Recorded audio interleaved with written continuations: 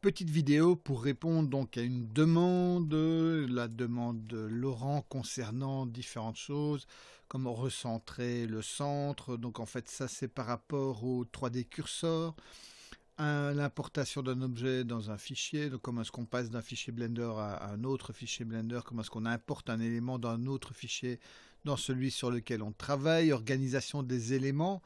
On va voir comment vous allez faire ça en utilisant les collections. Placer les éléments au centre, ça bon c'est trivial, mais on va revoir un peu la chose et on va voir après comment les personnages peuvent être mis à la bonne taille, enfin les différents éléments peuvent être mis à la bonne taille par rapport à un personnage de base, préparation de la salle, etc. Donc en fait, toutes ces petites choses vont être répondues dans cette vidéo. Alors commençons par Blender. Donc là j'ai ici un élément et vous avez un 3D curseur donc, qui est cette croix avec l'espèce de petite bouée blanche et rouge. Donc si vous cliquez sur ce deuxième bouton dans le menu et que avec le clic gauche vous cliquez un peu partout dans votre fenêtre, vous voyez que vous déplacez ce 3D curseur. Ce 3D curseur a plein de fonctionnalités très intéressantes. En même temps, quand vous le déplacez comme ça peut être aussi générateur de soucis, notamment parce que dès que vous allez ajouter par exemple un objet, je sais pas moi, un cône, il va s'ajouter là où est ce 3D curseur. Donc je l'enlève. Donc l'idée c'est comment est-ce que je recentre ce 3D curseur pour le remettre au centre et en être tranquille.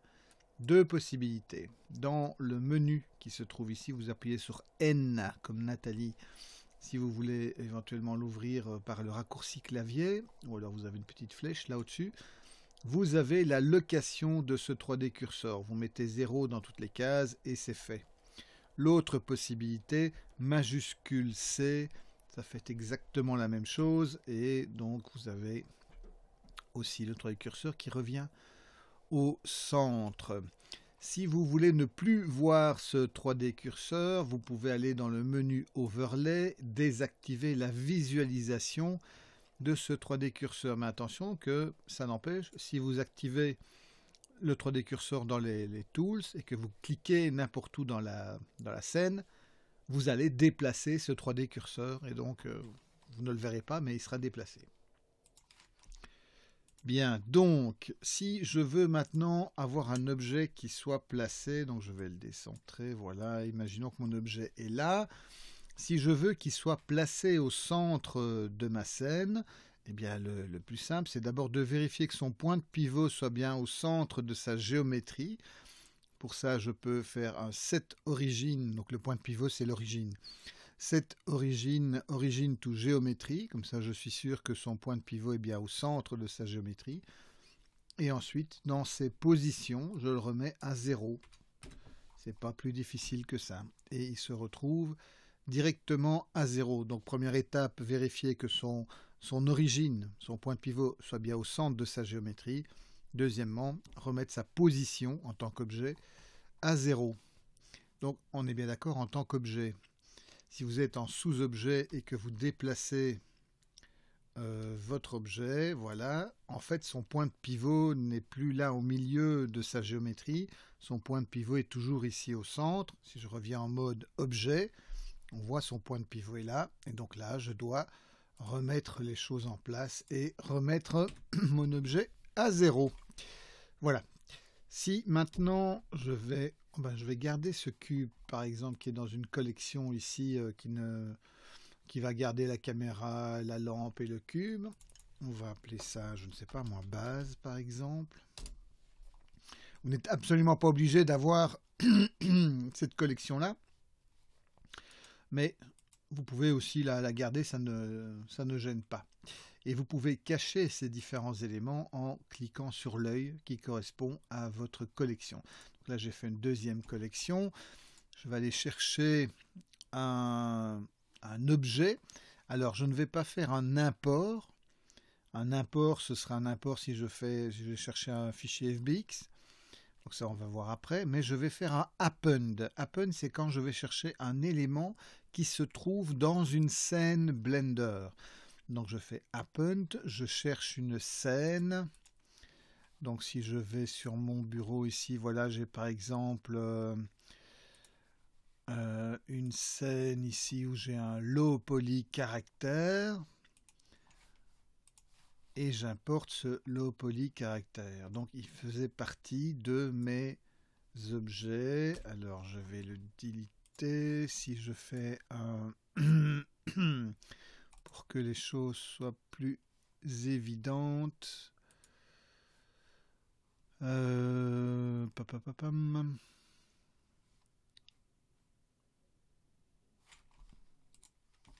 Donc je vais choisir une scène. Prenons par exemple low poly caractère. Je vais dans Objet, pas dans Mesh, dans Objet. Et là, je peux prendre différents objets qui étaient dans la scène de cette scène Blender, dont notamment éventuellement mon low poly caractère. Et donc je fais un Append. Donc voilà, j'ai mon personnage low poly, le personnage qu'on va sans doute se faire promener dans notre musée. Alors, si je veux maintenant aller chercher un objet que j'ai été téléchargé sur un site, etc., là, je vais faire un import. Prenons par exemple, faisons un import FBX ou OBJ ou autre. Donc là, il faut que je sache quelle est la forme de mon objet. Prenons OBJ. Si je vais sur mon bureau, qu'est-ce que j'ai? Ben, j'ai voilà, sample ship. Je vais faire un import de cet objet qui va être tout petit ici. Et là, si vous voyez par exemple, son point de pivot étant au centre, sa géométrie est séparée. Donc je vais d'abord faire un origin to géométrie, éventuellement changer sa taille. Mettons que j'ai envie que sa taille soit proportionnelle à mon personnage. Je peux me dire que voilà. Grosso modo, ça ce serait la taille d'un engin à côté du personnage pour avoir un rapport de taille. Donc ici, bien sûr, il n'est pas au centre. Donc cet objet, je peux le mettre dans une autre collection. Comme ça, je vais avoir le caractère. Donc ici, je vais mettre, ça ce sera enfin personnage en français dans le texte. Voilà. Et je vais mettre une nouvelle collection que je vais appeler Ship, par exemple. Et dans cette collection, eh bien, je vais glisser. Donc je clique gauche et je glisse sur la collection. Je glisse mon engin. Et celui-ci, je peux maintenant le remettre à 0. Voilà, il va être à 0. Je cache le personnage. Je n'ai plus que celui-ci qui est affiché.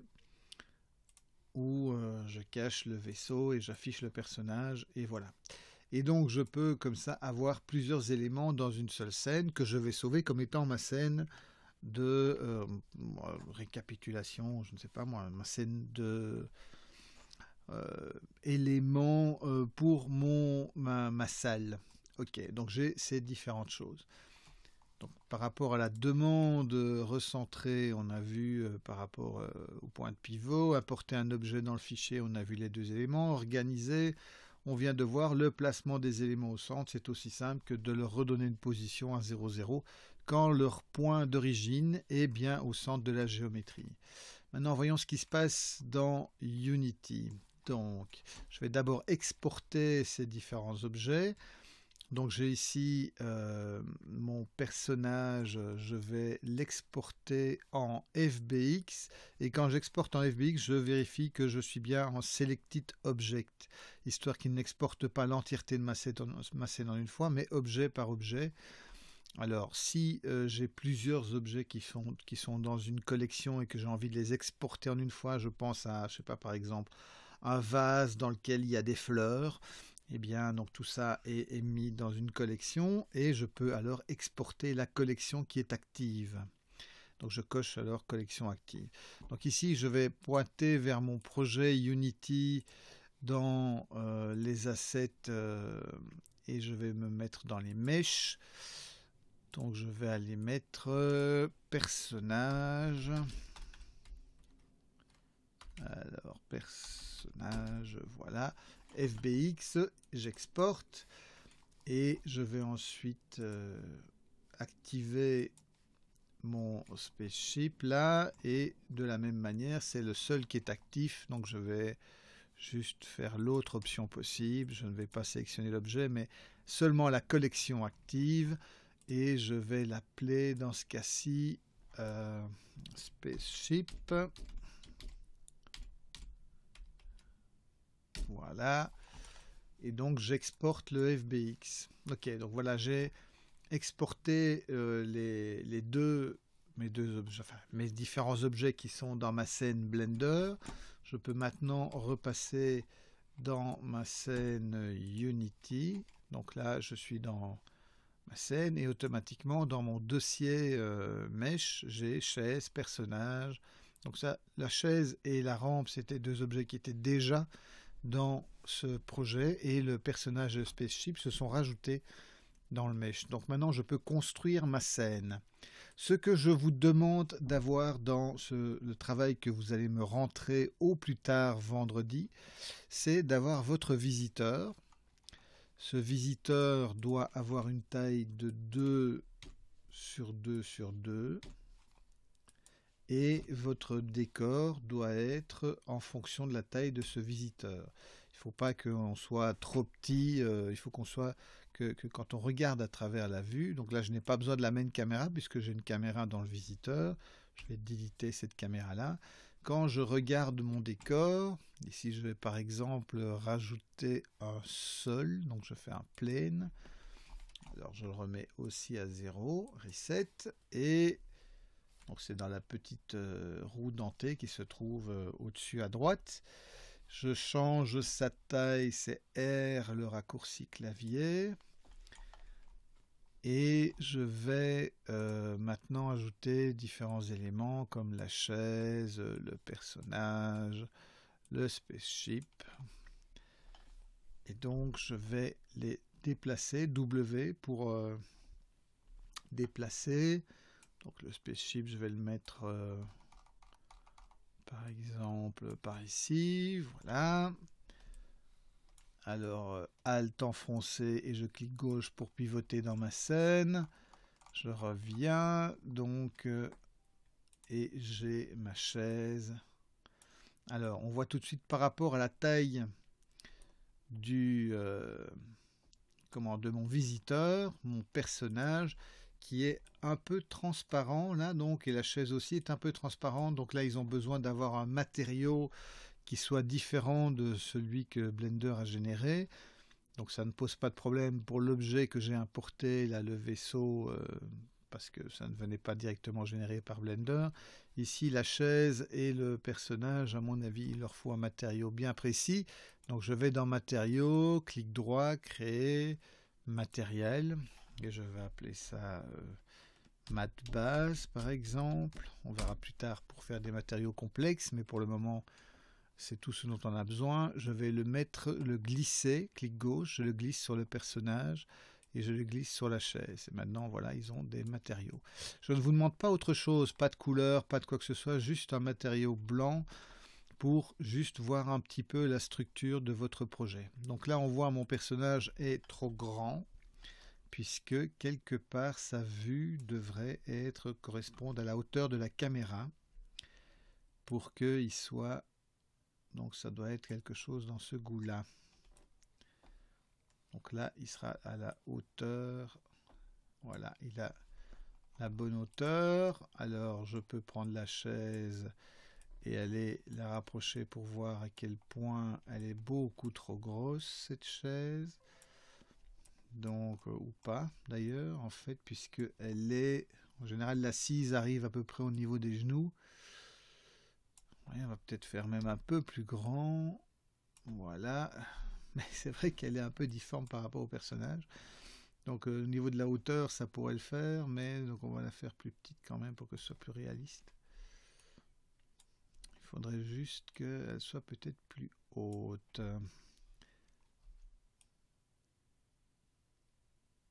Donc des petites modifications qui seront éventuellement à faire, et c'est à ça que sert cet exercice ici, de placer les éléments les uns par rapport aux autres.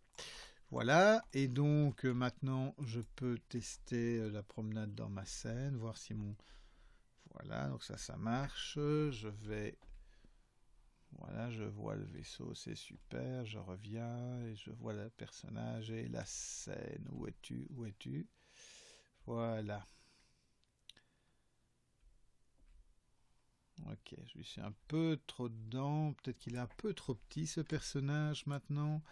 Donc je vais lui redonner un petit peu de... Voilà, qui serait peut-être plus logique. Ok, voilà. Donc une fois que j'ai ça, alors je peux peut-être ajouter aussi d'autres éléments, par exemple, que je peux trouver sur l'Asset Store. Bon, allez, tant qu'à faire, allons faire un petit tour. Donc là, je suis dans mes assets, c'est-à-dire que j'ai déjà été dans sur le marché. Donc si je vais sur Home, voilà, donc on a sur le marché. Vous pouvez, dans les options, alors... Mettons que je cherche des choses, je sais pas moi, végétation. Voilà, alors vous avez des choses payantes, mais vous avez aussi des choses gratuites. Alors le tout, c'est de pouvoir peut-être passer non plus sur ce nous, parce que là, sinon vous allez chercher pendant des heures, passer sur voilà, le vieux marché, Old Store, parce que lui, il vous permet facilement de dire que ce que vous voulez, donc dans les filtres, c'est que les choses gratuites. Voilà. Et par exemple aussi, on va mettre nature, comme ça on a un filtre différent. Hop, et qu'est-ce qu'on a? Ben, on a différentes possibilités de télécharger des choses naturelles, gratuites, suivant un peu le look que vous avez besoin pour votre scène. Ensuite, ça arrive dans votre... une fois que vous l'avez téléchargé, ben, ça va arriver dans vos assets. Et donc ici, vous avez, dans mon cas, j'ai plusieurs assets que j'ai déjà récupérés. Alors, allons voir si j'ai... où est-ce qu'il est cette chose? Prenons, je sais pas, n'importe quoi, ce Fire Hydrant. Voilà, donc je le download et quand il sera downloadé, je peux l'importer. Et donc, qu'est-ce qu'il y a? Il a différents éléments et donc il va être importé dans ma scène. Je vais le retrouver ici, voilà, Fire Hydrant. Et donc dans ce dossier général, j'ai un dossier matériel, un dossier préfab, un dossier texture, etc. Donc on va faire simple, on va le laisser tel quel, mais je pourrais redistribuer les différents éléments dans mes dossiers de base. Là, disons que je peux l'isoler facilement, donc gardons ça. Je vais le glisser dans ma scène. Et là, il est beaucoup trop petit. Je vais lui donner une taille donc qui soit compatible. Voilà. Peut-être le mettre un peu sur le côté, juste pour dire. Donc voilà. J'ai ainsi plusieurs éléments, dont un élément qui vient du marché. Donc j'ai téléchargé un élément, j'ai récupéré des éléments de Blender et j'avais déjà des éléments qui étaient dans ma scène. C'est un peu le cas de figure, donc la rampe ça c'est nul donc je ne vais pas le prendre. Donc c'est le cas de figure un petit peu dans lequel vous pouvez vous retrouver. Et donc qu'est-ce que je vais bien pouvoir faire maintenant pour exporter un package? Eh bien c'est tout simple, clic droit, export package. Il va me faire une proposition de tout ce que je pourrais mettre dedans et bien sûr je ne vais mettre dedans que ce qui est vraiment nécessaire, à savoir j'ai besoin de la scène, mais avant de faire ça évidemment je dois sauver ma scène.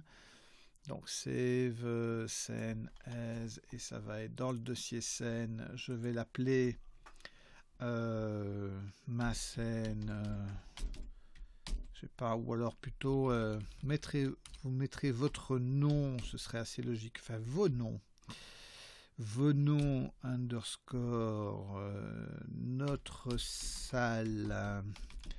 Vous allez mettre le nom de votre salle Et non, plus pas besoin d'autre chose. Donc vos noms, votre salle, voilà. Ça c'est pour le nom de la scène. Et ce sera le même nom qui va servir pour le package. Donc je vais faire un export package. On va être sûr de ne sélectionner que ce qui est utile, c'est-à-dire vous n'avez absolument pas besoin de me remettre dans le package les éléments Playmaker, les plugins, les gizmos, etc. Vous n'avez besoin de mettre que ce que vous avez rajouté à la scène. Si vous avez utilisé des images ou s'il y avait des images dans les différentes choses que vous avez ajoutées, ben, il faut cocher éventuellement le dossier images. Et donc, à partir de ce moment-là, je fais un export et donc je vais appeler ça, je vais mettre ça dans mon dossier asset. Je vais appeler ça par vos noms, underscore, votre salle. Alors ne me mettez pas nom, votre salle, évidemment. Vous mettez vos vrais noms et le nom que vous avez donné à votre salle. On est bien d'accord. Donc, on enregistre ça. Voilà. Et c'est ça que vous allez me donner, que vous allez mettre sur le serveur ou que vous allez me donner via clé USB quand on se voit au plus tard vendredi. Et bien voilà, c'est pas plus compliqué que ça. À très vite.